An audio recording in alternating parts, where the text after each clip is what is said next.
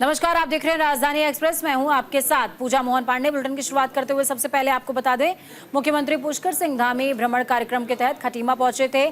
सीमांत मेला घाट क्षेत्र में बीमारी के वजह से एक बीजेपी कार्यकर्ता और पूर्व जिला पंचायत सदस्य कन्हैया कुमार की मृत्यु हो गई। दरअसल बीजेपी कार्यकर्ता कन्हैया कुमार लंबे समय से कैंसर की बीमारी से संघर्ष कर रहे थे।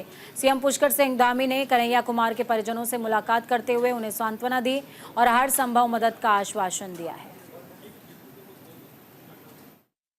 माननीय मुख्यमंत्री जी हमारे परिवार से बहुत वर्षों से जुड़े रहे हैं और हमारे चाचा जी उनके काफ़ी नज़दीकी, उनके काफ़ी करीबी थे और भाजपा के वरिष्ठ कार्यकर्ता रहे।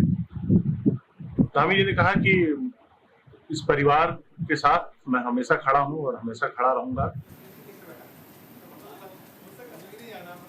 भारतीय जनता पार्टी के अनुसूचित मोर्चा के राष्ट्रीय महामंत्री और लोकसभा सांसद डॉक्टर भोला सिंह ने बीजेपी प्रदेश कार्यालय पहुंचकर मीडिया कर्मियों से बातचीत की। उन्होंने राहुल गांधी के अनुसूचित जाति के आरक्षण को खत्म करने के मामले पर अपनी नाराजगी व्यक्त की। Rahul Gandhi SC ST OBC वर्ग के लोगों से सार्वजनिक तौर पर माफी मांगनी चाहिए। कांग्रेस अध्यक्ष करण मारा ने अपनी प्रतिक्रिया देते हुए कहा कि राहुल गांधी ने इस तरह का कोई बयान नहीं दिया है। बीजेपी की IT सेल राहुल गांधी के बयान को तोड़ मरोड़ कर पेश कर रही है और समाज में राहुल गांधी की छवि को खराब करने की कोशिश की जा रही है।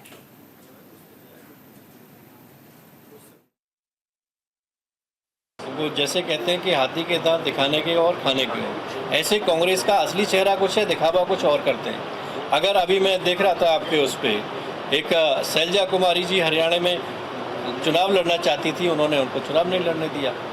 तो इनका चेहरा दिखता है कि कितने दलित विरोधी हैं, कितने ST विरोधी हैं, कितने OBC विरोधी हैं। देखिए, कांग्रेस का चेहरा तो लगातार सामने आ ही रहा है, चाहे वो नेहरू जी के रूप में आया हो, चाहे इंदिरा जी के रूप में आया हो, चाहे राजीव गांधी जी के रूप में आया हो। लेकिन जो उनकी विचारधारा थी, जो उनकी मानसिकता थी, वो राहुल गांधी जी ने अमेरिका में जाके बयां की।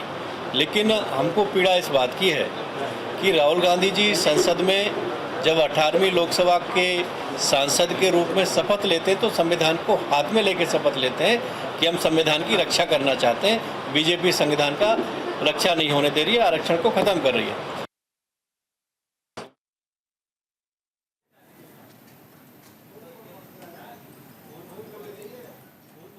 तो बीजेपी IT सेल राहुल की छवि खराब करने में जुटी हुई है।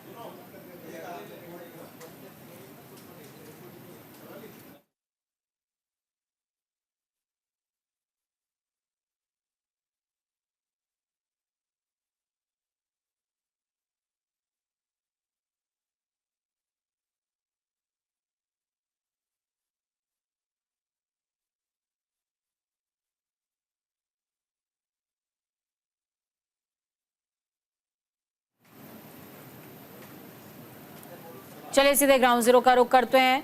अनुज, क्या कुछ है पूरी अपडेट?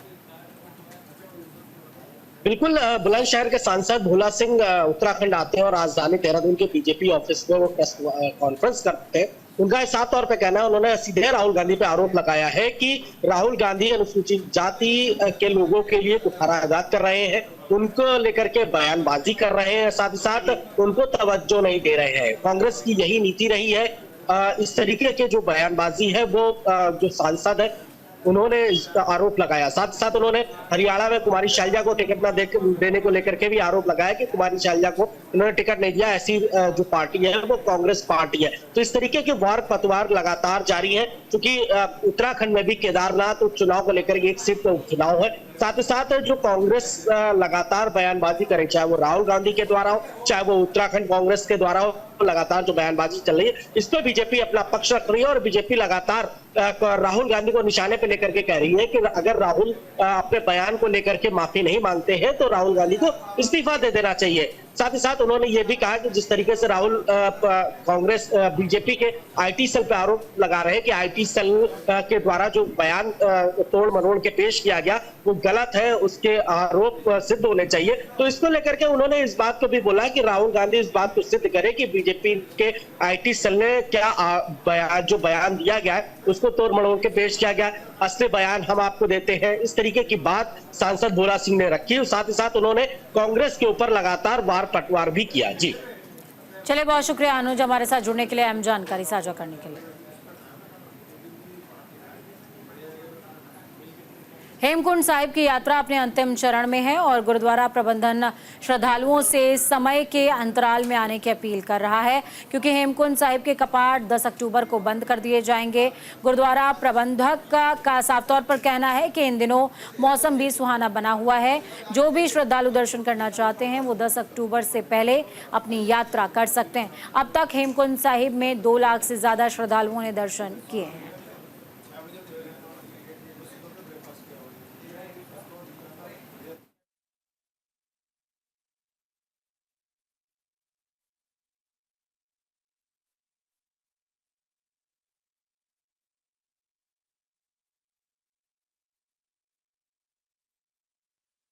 हेमकुंड साहब जी की यात्रा आरंभ हुई थी और इस साल 10 अक्टूबर को यात्रा का समापन दिवस होगा।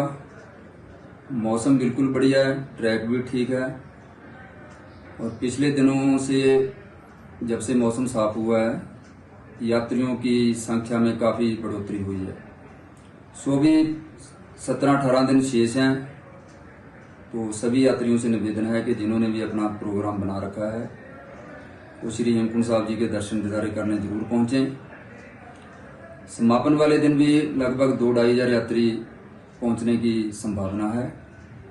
इस साल यात्रा बहुत अच्छी रही है और आज तक लगभग 2-2.25 लाख यात्री श्री हेमकुंड साहब जी के दर्शन करके जा चुके हैं। आपके माध्यम से सभी यात्रियों से निवेदन है कि जिन्होंने भी अपना प्रोग्राम बनाया हुआ है वो श्री हेमकुंड साहब जी के दर्शन दीदारे करने जरूर आएं।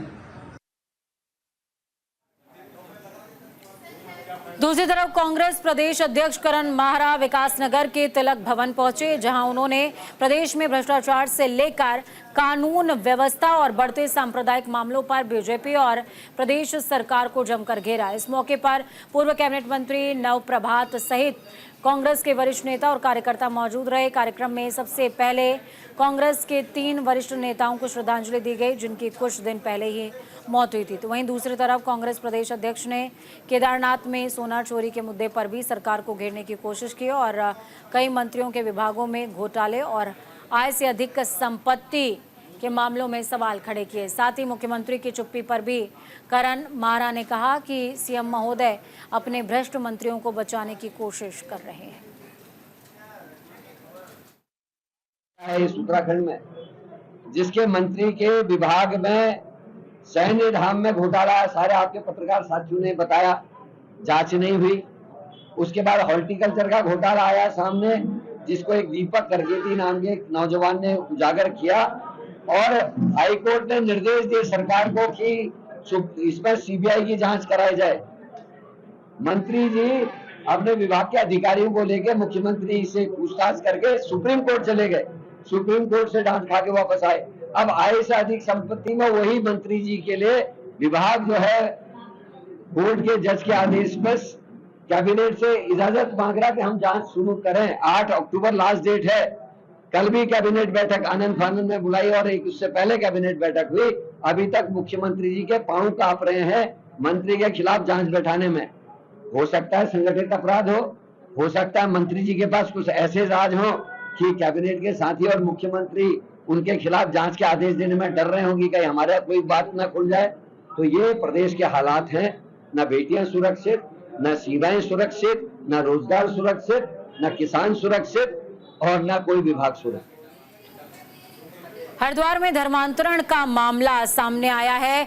ईसाई मिशनरी के धर्मांतरण की गतिविधियों की सूचना मिली। सूचना मिलने पर बजरंग दल मौके पर पहुंचा। बजरंग दल ने पुलिस को मामले की सूचना दी है। पुलिस ने मौके पर पहुंचकर छानबीन शुरू करी। हरिद्वार में धर्मांतरण के मामले में बजरंग दल और विश्व हिंदू परिषद के कार्यकर्ता एक्टिव हो गए हैं।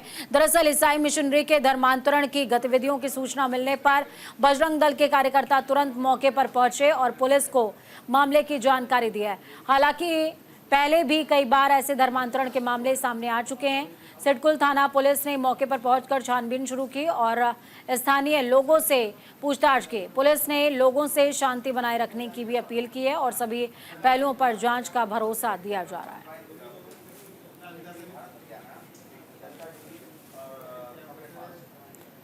इस खबर पर ज्यादा जानकारी के लिए संजय जुड़ गए हमारे साथ में। संजय, हरिद्वार के आसपास अगर आबादी की बात करें तो बहुत मिक्स आबादी है, जिसमें हिंदू हैं, अल्पसंख्यक हैं और भी कई लोग मौजूद हैं।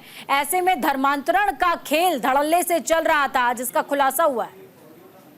देखिए पूजा, ये हरिद्वार के सिडकुल थाना क्षेत्र का मामला है, जहां पहले भी इस तरह के मामले सामने आए हैं। हालांकि आज बजरंग दल के कार्यकर्ता यहां मौके पर पहुंचे और उन्होंने स्थानीय पुलिस को सूचना दी और मौके पर पुलिस पहुंचकर छानबीन कर रही है। अगर कोई इस तरह की घटना होती है या इस तरह का कोई आरोपी पाया जाता है तो उसके खिलाफ एक बड़ी कार्रवाई करने की बात की जा रही है। हालांकि इसको लेकर जो विश्व हिंदू परिषद है और बजरंग दल है, दोनों ही कार्यकर्ता, इनका यही कहना है कि ऐसे लोगों के खिलाफ बड़ी कार्रवाई होनी चाहिए, क्योंकि बीते दिनों भी हमने देखा है कि पुलिस ने कई ऐसे लोगों को अपनी हिरासत में लिया था, उनसे पूछताछ की थी और उनके खिलाफ कार्रवाई भी की थी। और इस पूरे मामले पे अभी जांच चल रही है। जांच के बाद जो भी दोषी पाया जाता है उसके खिलाफ एक बड़ी कार्रवाई की जाएगी। जी पूजा।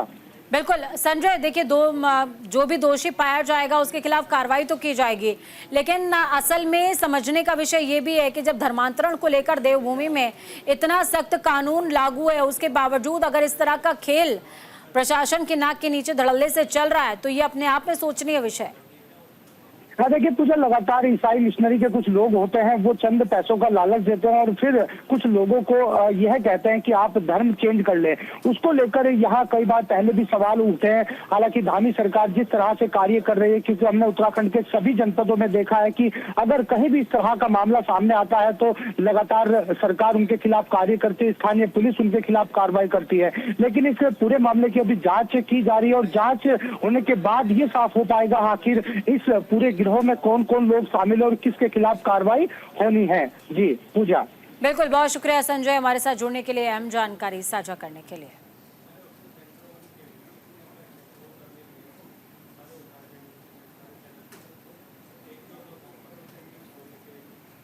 उत्तराखंड की कैबिनेट मंत्री रेखा आर्या की अध्यक्षता में बैठक हुई। मीटिंग में पीआरडी जवानों के रजिस्ट्रेशन प्रोत्साहन राशि संबंधी जैसे कई महत्वपूर्ण विषयों पर चर्चा की गई। युवा कल्याण मंत्री रेखा आर्या की अध्यक्षता में हुई बैठक में पीआरडी जवानों के रजिस्ट्रेशन और प्रोत्साहन राशि संबंधी युवक और महिला मंगल दल को स्वावलंबी बनाने के संबंध में महत्वपूर्ण विषयों पर चर्चा हुई है। रेखा आर्या ने कहा, मुख्यमंत्री पुष्कर सिंह धामी की घोषणा में पीआरडी जवानों के लिए 4 धाम यात्रा के दौरान 50 रुपये प्रोत्साहन राशि देने का भी निर्देश दिया गया है। पोर्टल के जरिए पीआरडी जवानों को पंजीकृत करने की प्रक्रिया चल रही है। रजिस्ट्रेशन की तारीख को बढ़ाने का निर्देश दिया गया है।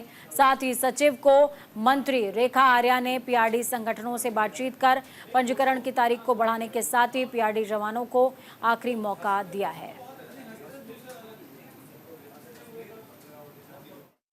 कल्याण विभाग की समीक्षा के लिए, जिसमें खासकर हमारे पीआरडी जवानों के लिए आदतन क्या क्या व्यवस्थाएं हमारी संचालित है। माननीय मुख्यमंत्री जी ने उनके लिए जो घोषणाएं करी हैं उसमें हम लोगों ने कितना इम्प्लीमेंट किया है। तो देखा ये गया है कि माननीय मुख्यमंत्री की घोषणा के सापेक्ष में लगभग 3-4 घोषणाओं में 2-3 घोषणाओं का शासनादेश अभी सितंबर माह में ही निकला है, जिसमें उनके 4 धाम यात्रा के दौरान में 50 रुपये अतिरिक्त प्रोत्साहन राशि दिए जाने के संदर्भ में है, वह भी शासनादेश में परिवर्तित हो चुका है। इसके अलावा जो है उनको अतिरिक्त चाहे वो वर्दी के रूप में हो या अन्य रूप में हो, वो भी शासनादेश निर्गत किया जा चुका है। इसके अतिरिक्त जो है पीआरडी एक्ट में जो संशोधन होना था वो हम लोगों ने संशोधन बहुत पहले कर दिया था और उसके उपरांत में नियमावली प्रख्यापित होनी चाहिए थी, वो नियमावली भी हम लोगों ने प्रख्यापित कर दी। हरिद्वार जिलाधिकारी कर्मेंद्र सिंह के निर्देशन पर एसडीएम हरिद्वार अजय वीर सिंह ने देर रात कांक्षी ब्लॉक बहादुराबाद के सामुदायिक स्वास्थ्य केंद्र का औचक निरीक्षण किया, जिसमें स्वास्थ्य सेवाओं की गंभीर लापरवाही सामने आई है। अस्पताल पर ताला लगा हुआ था और इमरजेंसी डॉक्टर सहित कई स्वास्थ्यकर्मी ड्यूटी से नदारद थे। निरीक्षण के दौरान अस्पताल की व्यवस्थाएं बेहद लचर दिखी। केवल एक जूनियर नर्स के सहारे रात की सेवाएं चलाई जा रही थीं। जब एसडीएम ने डॉक्टरों और अन्य स्वास्थ्य कर्मियों से फोन पर बात की तो कोई संतोषजनक जवाब नहीं मिला, जिससे एसडीएम का गुस्सा फूट पड़ा। उन्होंने तुरंत फोन पर ही अनुपस्थित कर्मचारियों को फटकार लगाई और कार्रवाई के निर्देश दिए।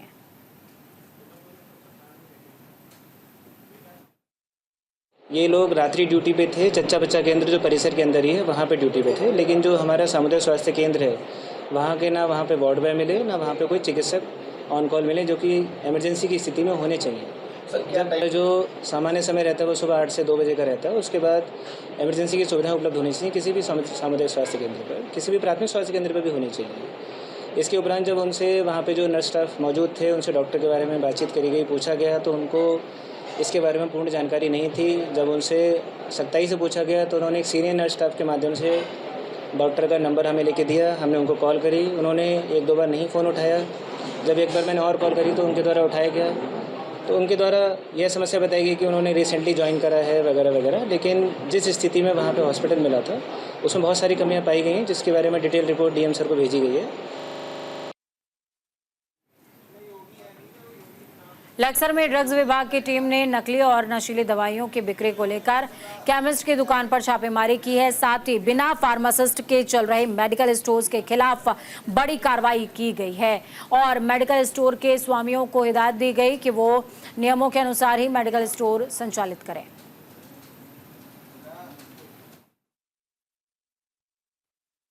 से मुझे लगातार शिकायतें मिल रही थी कि कुछ दवाई द्वारा, कुछ मेडिकल स्टोर द्वारा जो है दवाइयों का मिसयूज किया जा रहा है। तो आज उसी में मेरे द्वारा यहाँ पर औचक निरीक्षण किया गया।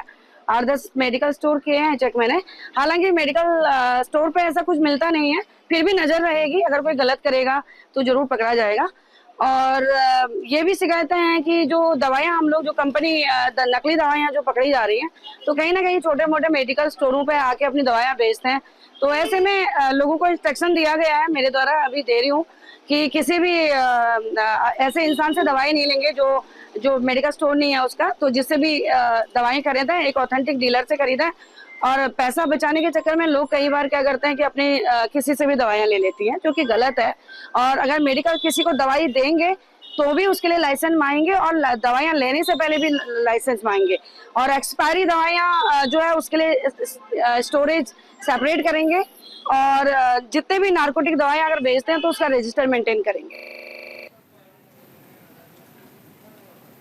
नगर पंचायत की ओर से कस्बे में निगरानी और सुरक्षा व्यवस्था के लिए 2 साल पहले करीबन 20 लाख की लागत से मुख्य मार्गों, चौराहों और सार्वजनिक स्थानों पर 40 CCTV कैमरे लगाए गए थे। जिस समय कैमरे लगाए गए थे उस समय लोगों ने इस पहल की सराहना की थी, लेकिन CCTV कैमरे लगने के 1-2 महीने बाद ही कुछ कैमरे या तो खराब हो गए या बंद पड़ गए। घटनाओं में अपराधियों की शिनाख्त के लिए पुलिस दुकानों और घरों के बाहर लगे CCTV कैमरों के फुटेज के लिए भटक रही है। इस पर स्थानीय लोगों का क्या कुछ कहना है, आपको सुनाएंगे।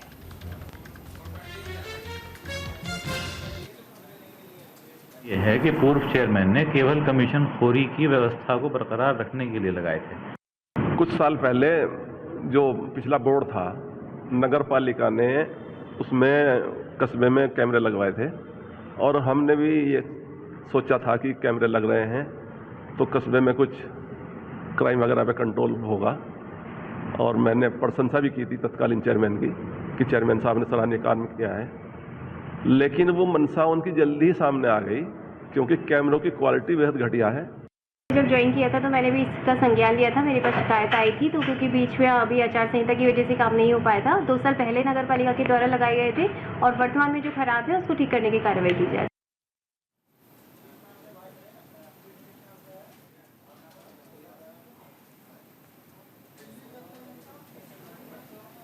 राजधानी एक्सप्रेस में खबरों का सफर यहीं तक। बुलेटिन के उस पार ताज़ा अपडेट्स के लिए देखते रहिए न्यूज़ इंडिया, क्योंकि हम हैं राष्ट्र की आवाज़।